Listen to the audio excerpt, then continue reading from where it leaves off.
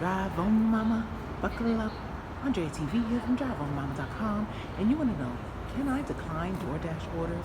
If you are new to Dashing, you may be under the impression that you have to accept every single order you are sent.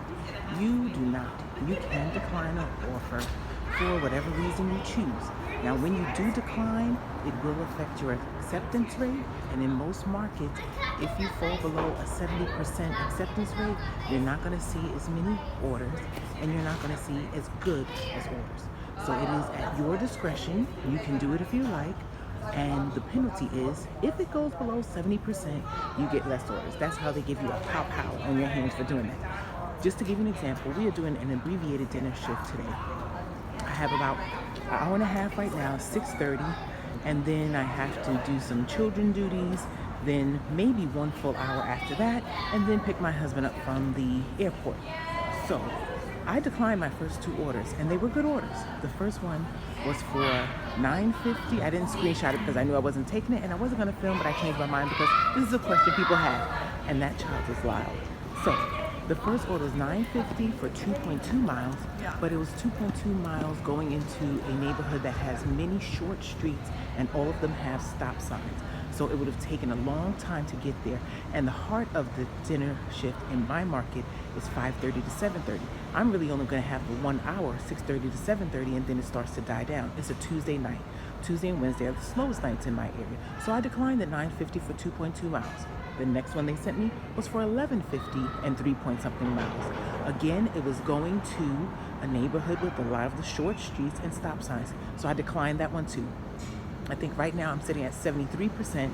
I started the shift at 75, and then the next one I did take. I am a part of the large order program, and it was a catering bag required, which means large order for 10 items, and it was for, I believe, $8.25, the lowest out of the two, going 2.2 miles, the shortest distance, and it's almost guaranteed to go up because they're tipping on food that costs more than $100. Hopefully it's ready. And that order went up to $21.89, and we are very grateful and thankful. And then we received our next order really before we got 1 or 2 blocks away from the customer's home. $17.75 for 5.7 miles, but again, I was 2 miles away from the restaurants when I received it, and they still sent it to me. It must not be a lot of large order program people out tonight. And I was like, 3 items? How was 3 items over $100? But one of the items serves 5 to 6 people. It's Spanish food, and one of the items is paella. Delicious. Let's hope it's ready, and let's go. Okay, they said 5 minutes, but I'm not believing that. It's about 7:10 now, and right on the Doordash app, it says for the paella casera, it takes 40 minutes to cook.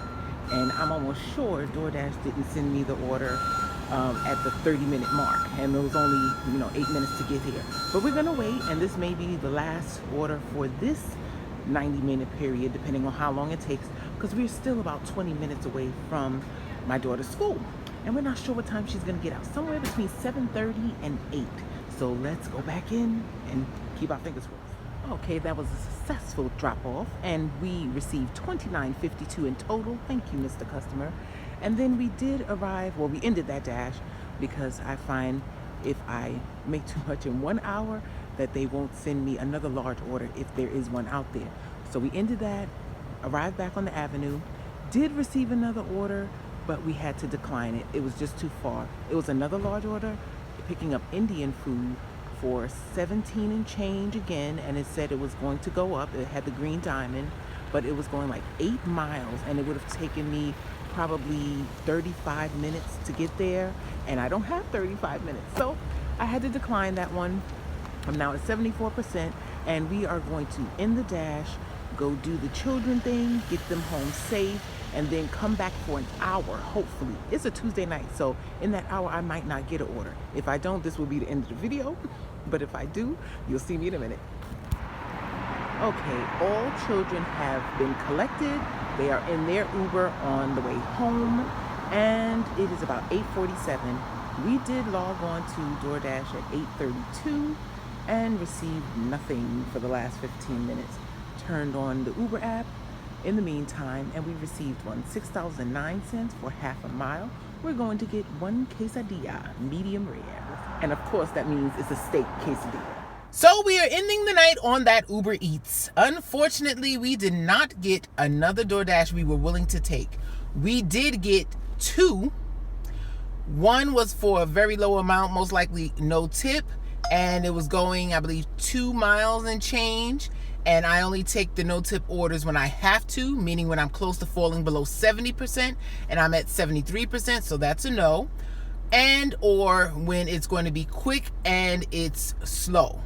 Quick and slow and under or at the 70% mark.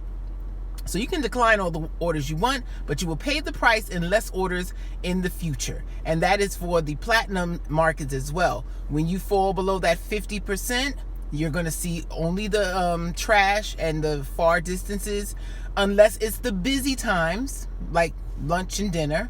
And then if you fall below 70% in my market, you'll see further distances and less frequency. So you'll still get good orders that people who tip more than $1 or $2, but they'll be further away from the restaurant and you won't see them as often. That's why 70% and more is the best that I found to make the most money. Hopefully this helps someone. And now it's time to go get the hupster from the airport. And I wish you large tips, no waits, and short distances. Drive on!